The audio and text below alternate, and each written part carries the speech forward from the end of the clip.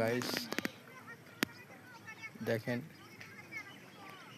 বাংলাদেশে থেকে বাংলাদেশের সৈনিক রাম মন্দির বাঁচানোর জন্য কত কি করতেছে। দেখেন ওনার কাহিনীটা, তারপরে কিছু বলছি। কথাগুলো শুনেন। আমি বলতেছি আমি আমার সৈনিকের জীবন দিয়ে হলো এই মন্দির রক্ষা করব। এই যে হাতে রক্ত, আমি আপনার সাথে কথা বললাম।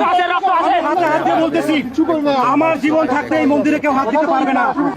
দাবি করা হচ্ছে মাদ্রাসার নিচে সমাহিত প্রাচীন শিব মন্দির।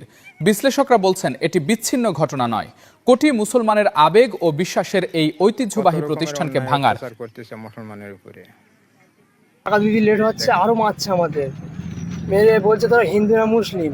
আমরা বললাম মুসলিম, বললো তোর প্যান খুলে দেখ কোথা থেকে, তোরা হিন্দু না মুসলিম বলে আরো মার। আমি একটু জল খেতে পর্যন্ত চেয়েছি, জল খেতে সময় আমাকে দেখলাম মুখে লাথি মেরে আমাকে পান্তে ফেলে দিয়েছে।